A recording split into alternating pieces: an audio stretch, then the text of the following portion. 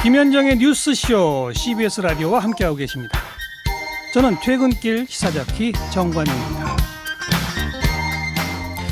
오늘이 벌써 5월 15일입니다. 다음 주 월요일이면 5월 18일, 5.18. 올해는 5.18 민주화운동 40주년이 되는 해여서 더 뜻깊죠. 그래서 오늘 이 자리에 세 분을 모셨습니다. 우리가 5.18에 대해서 많이 안다고 알아왔는데도 이분의 존재는 잘 모르는 분들이 계실 거예요. 사실은 뭐 역사로 따졌을 때는 그렇게 오래전부터 조명받기 시작한 분이 아니세요. 바로 안병하 전 치안감입니다. 경찰은 시민을 향해서 총을 겨눌 수 없다면서 신군부의 지시를 거부했던 경찰. 결국은 고문을 받고 그 후유증으로 세상을 떠나셨습니다. 2017년이 돼서야 우리나라 경찰 영웅 1호로 선정이 되셨어요. 자, 이 안병하 치안감의 이야기를 귀한 손님 세 분과 함께 해보죠. 먼저 고 안병하 치안감의 아내세요. 전임순 여사 나오셨습니다. 어서 오십시오. 네. 여사님 건강은 어떠세요? 뭐 나이가 있으니까 그렇죠 뭐. 연세가 올해 88. 예. 아이고 정정하십니다. 네. 나와주셔서 감사드리고요. 이쪽으로는 아드님 안호재 선생님 어서 오세요. 네, 안녕하세요. 올해의 느낌은 좀 다르시죠? 많이 색다르죠. 아버님의 정신이 기록이 됐다는 게 이게 최초 지금 기록이거든요. 최초의 책입니까? 안병하 네, 평전? 아무 데도 지금 연구 자료조차 없습니다. 그래요. 너무 감사합니다. 광주 시민들이 많은 분들이 조금씩 힘을 보태주셔서 이런 영광스러운 날이 왔습니다. 그 안병하 평전의 저자가 지금 옆에 앉아 계시는 거죠. 5.18 기념재단의 상임연구위원이신 이재희 위원님 어서 오십시오. 네, 안녕하세요. 우리 이 위원님은 5.18 시민군이기도 하셨던 거죠. 네, 그때 당시에 전남대학교 학생이어가지고 예. 시위에 같이 참여를 했었습니다. 그래서 그러시죠. 쭉 진행되는 경과를 지켜봤었죠. 그렇죠. 이번에 책을 내야겠다, 안병하 평전을 쓰셔야겠다라고 결심하신 건 어떤 계기입니까? 그것은 정말 우연한 계기였습니다. 1993년도에 제가 지방에서 기자 생활을 하고 있었는데 네. 그때 기사 하나를 보니까 광주 5.18 피해자들에 대한 보상이 실시가 됐던 때였거든요. 그런데 경찰국장이 전남 경찰국장이 피해자로 신고를 했더라고요. 하고 참 이상한 일이다. 이 광주 시민이 피해자면 피해자지 왜 경찰이 피해자였단 말인가. 경찰이 어떻게. 정말 이상하잖아요. 이상하네요. 그래서 관심이 끌려서 한번 자료를 찾아보고 예. 한번 만나보고 싶었어요. 그래서 그때는 이제 돌아가신 뒤였는데 예. 그래서 사모님을 찾아가서 만나 뵀습니다. 그러셨군요. 그때까지는 잘 몰랐는데 만나보고 정말 너무나 깜짝 놀랐습니다. 이 사연이 내가 5.18을 광주에서 지켜봤기 때문에 상당히 이해를 하고 있다고 생각을 했었는데 반쪽의 진실밖에 모르고 있었구나. 그래요. 이런 충격적인 생각을 갖게 됐죠. 자, 이제 그 이야기를 풀어가려고 하는데요. 우선 그 이야기를 하기에 앞서서 어머님, 5.18 40주년을 맞는 소회가 어머님은 어떠신가요? 어머님 이야기 좀 듣고 싶습니다. 아내십니다. 전 여사님. 전부가 5.18에 대해서 전부 다 알지를 못하는 것 같았어요. 진실이 밝혀지지 않았잖아요. 그것이 제대로 이 박사님의 그 책을 쓰심으로써 모든 진실이 밝혀진다는 거, 지었다는 거. 예. 앞으로 그것이 저한테는 제일 감회가 깊고 너무너무 감사하고 오로지 그거였다고요. 어느 날까지 제대로 좀 진실이 밝혔으면 명예회복. 예. 그것들이 이제 책으로 나왔다는 거. 예. 이게 너무나 기쁜 일이다. 그럼요. 감동스러운 일이다. 예. 그 말씀이신. 자, 안호재 선생님. 네. 그러니까 아버님 안병하 치안감은 어떤 분이셨는가? 어떻게 해서 저 경찰국장까지 되신 거예요?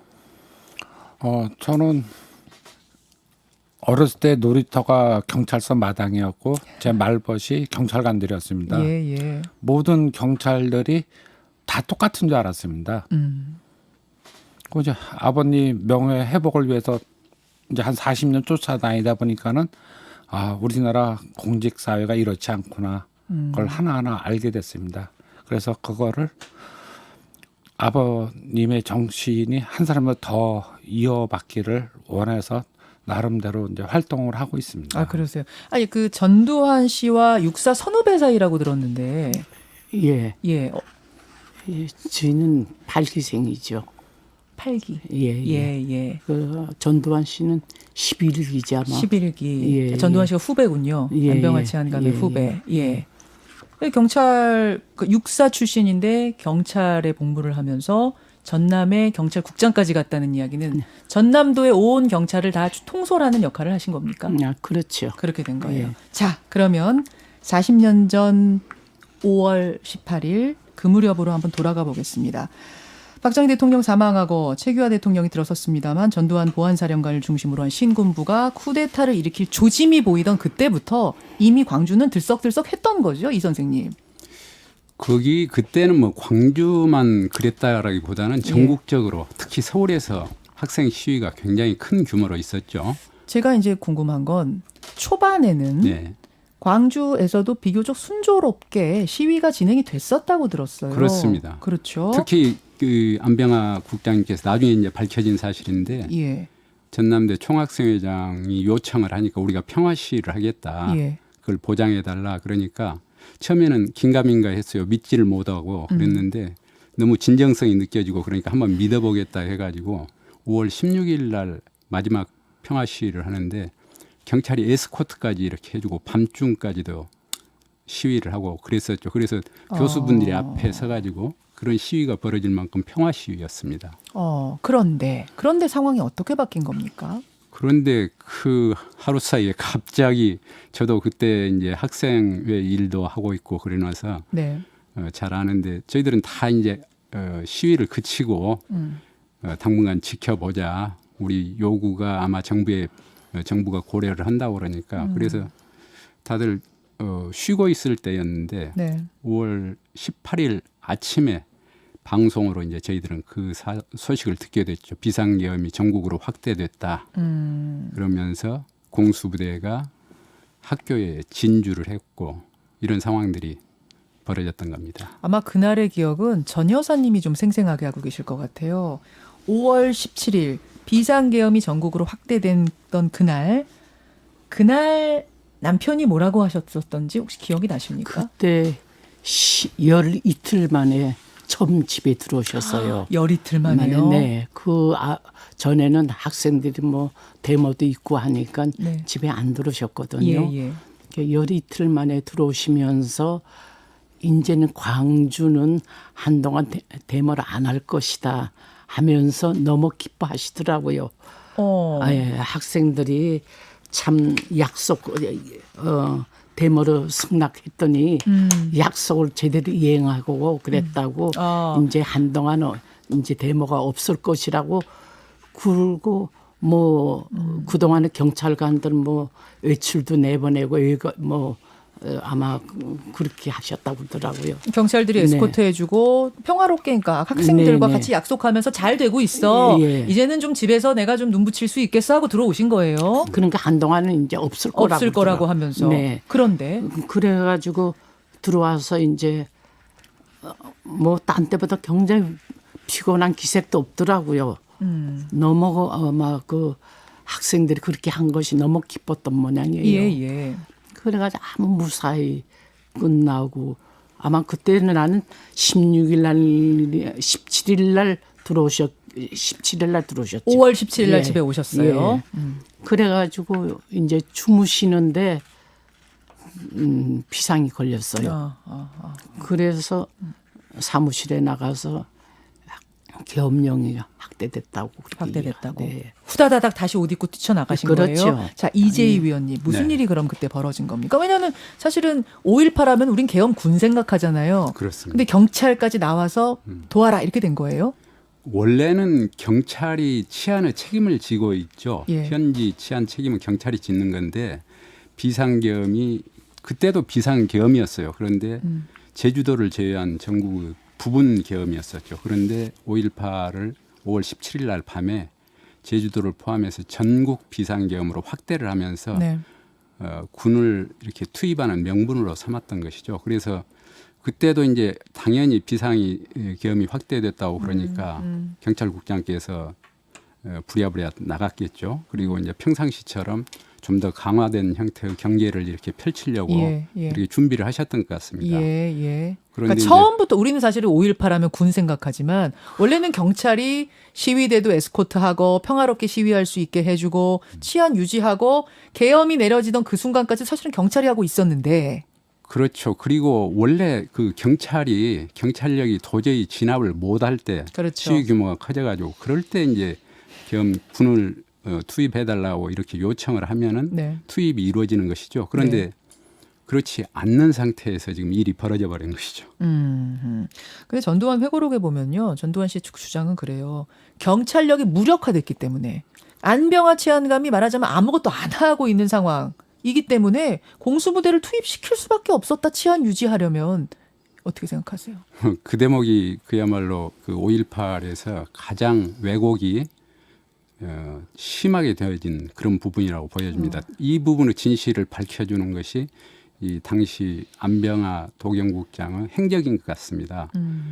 실제로 이제 이분은 당시에 계엄군 투입을 요청하지도 않았고 또 할 필요도 없었고 왜 그러냐면 그날 전남 경찰 총 병력 수가 2,000명이었거든요. 예, 예.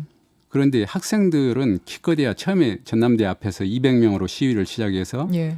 금남로에 나왔을 때는 한 500명 정도로 불어났단 말이죠. 그리고 하루 종일 시위대 숫자가 아무리 전체를 다 합해도 1,000명을 넘지를 않았어요. 그런데 경찰력보다 절반도 안 되는 그 학생들을 진압을 하는데 무슨 군인이 필요했겠습니까? 그런데 이제 학생들 숫자가 이렇게 불어났던 것은 아마 안병화 국장께서 생각했을 때 경찰이 진압을 못하면은 아마도 계엄군이 곧 투입이 되지 않겠느냐 하는 우려를 했던 것 같아요. 그래서 상당히 좀 강경 진압을 그 16일, 17일 시위 상황하고 다르게 강경 진압을 일부러 했다고 그러더라고요. 나중에 그래요. 이야기 들어보니까. 예, 예. 그렇게 되면서 수가 많아지면서 공수부대까지 투입이 되고 이렇게 된 상황. 그 후에 이제 18일이 됐습니다. 18일 날이 밝고 나서 상황이 심상치 않게 돌아가자 치안감께서는 이제 안 된다. 강경 진압을 하면 절대 안 된다. 이런 입장이 되신 거예요? 그렇죠. 지시를 따르지 아니요, 않고? 평상시에 이분은 그 시위 진압 혹은 시위 관리라고 하는데 절대 그 학생들을 다치게 하지 말아라. 그리고 도망가는 사람들을 끝까지 추격하거나 이러지 말아라. 우리가 이 사회의 질서를 유지하는 것이 목표지 이 사람들을 뭐 잡아다가 두들겨 패고 부상을 입히고 이런 건 아니지 않느냐. 이런 원칙을 오랫동안 견지를 했더라고요. 예, 그러니까. 예. 근데 위에서는 강경진압 패라라는 명령이 그렇습니다. 내려왔던 거잖아요. 예. 이분께서는 리더, 국장이었던 거고. 네. 그보다 더 위에 상부에서는 계속해서 강경진압 해라 나오고. 이 상황에서는 어떻게 하셨습니까?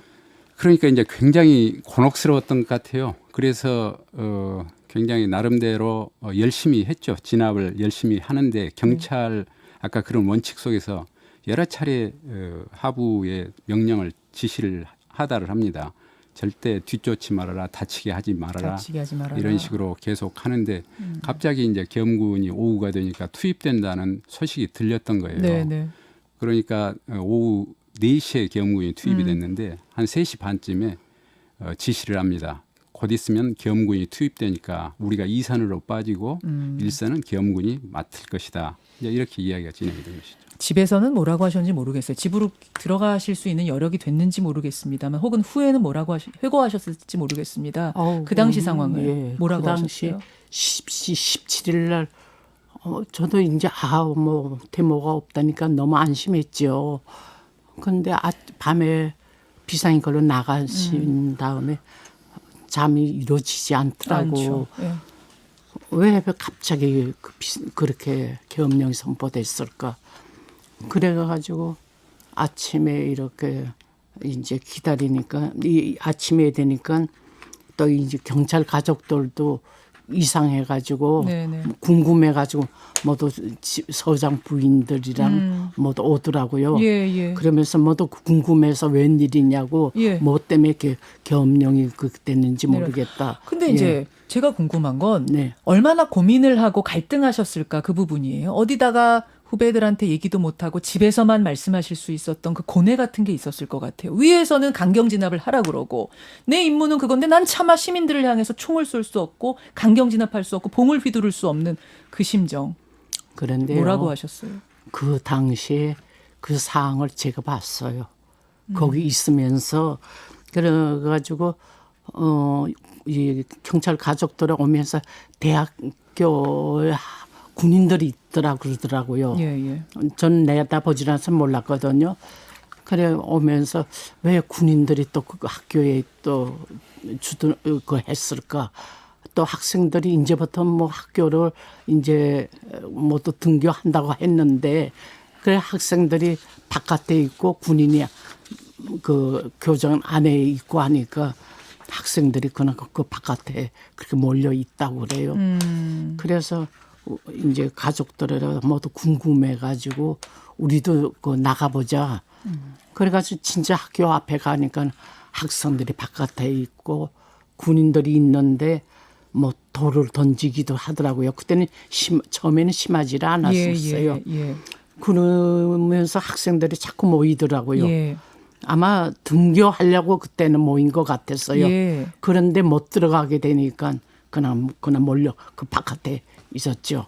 그래가지고 그러면 파출소 앞에도 또 가봤어요. 아, 이렇게 네. 이야기를 아마 풀어가게 되면 오늘 하루 종일 하셔도 다 못 풀 만큼의 사연이 있을 거라고 저는 생각을 해요. 근데 지금 뭐 시간 관계상 하나하나 다 들을 수는 없을 것 같고 그래요. 저는 어머님 궁금한 것이 그렇게 하고 나서 시민들을 향해 진압해라, 강경 진압해라라는 이야기를 끝까지 국장님은 그 지시를 받지 않으시다가 들을 수 없다 하시다가 결국은 끌려가고 합동수사본부로 끌려가신 거죠. 예. 그리고는 소식이 끊긴 겁니까? 예.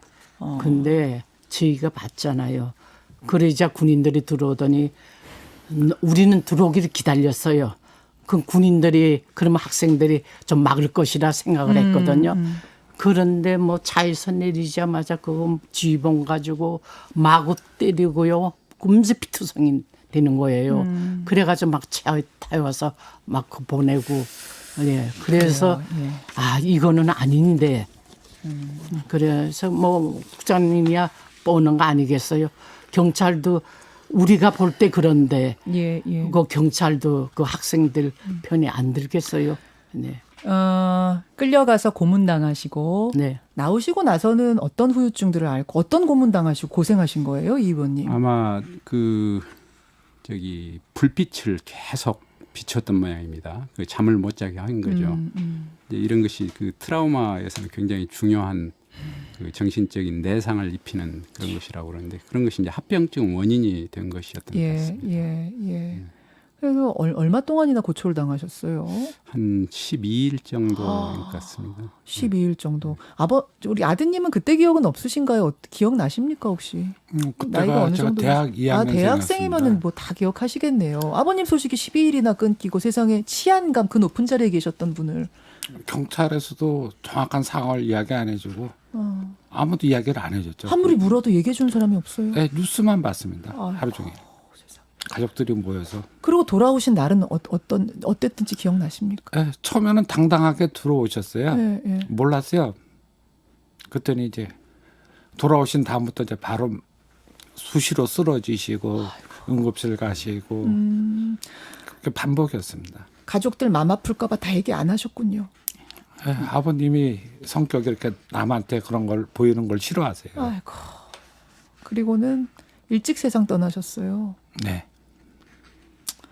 그런데 더 서러운 것은 경찰이었다는 이유만으로 피해자로 인정받고 이 사실을 알리는 것에서 너무나 오래 걸린 거 아닙니까? 30한 여년이 걸렸는데 근데 지금에 봐서도 제가 우리나라 문제점 중에 하나인데 왜 본분을 당한 공직자는 왜 피해를 받아야만 하나. 저희도 저희 부친을 최고의 경찰 영웅이라 칭하면서도 저희 유족에 대해서는 그만한 많은 손해를 보고 있거든요. 예. 그러면은 가족을 사랑했던 부친이 지금 국립묘지에 영면하시고 계시면서 편히 눈 감고 계실까? 그건 상당히 의아스럽습니다. 이 위원님, 네. 이거 쭉 이제 뭐 자세한 이야기, 더 자세한 이야기를가 듣고 싶다 하시는 분들은 아마 이 안병환 평전을 좀 읽으시기를 저는 네. 권하고 싶고요. 끝으로 지금 아드님 말씀도 하셨습니다만 우리에게 남은 과제는 뭘까? 정리를 좀 해주시죠. 가장 일차적으로는 네. 이 당시에 안병하 국장님만 당한 게 아니었습니다. 많은 그분을 따랐던 그분의 지시에 따랐던 간부들이 대부분 면직되거나 특히 목포 경찰서장 같은 예, 분은 예. 구속까지 됐고 그래요. 그리고 그 뒤에 더 빨리 돌아가셨어요. 허. 안병하 국장님보다도. 고문 후유증이 있어요. 그렇습니다. 그분도. 그분 4년 뒤에 이렇게 돌아가셨는데 예, 그런 예. 분들 명예도 전혀 회복이 안 돼 있었거든요. 그렇군요. 그런 명예 회복이 일차적일 것 같고요.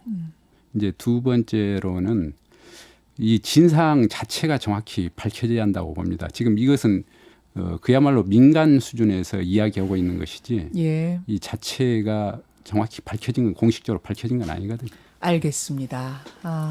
남은 과제들이 더 많다. 책에 나왔으니 됐다가 아니라 국민 영웅 됐으니 됐다가 아니라 더 남은 과제들을 우리가 꼭 상기해야겠습니다.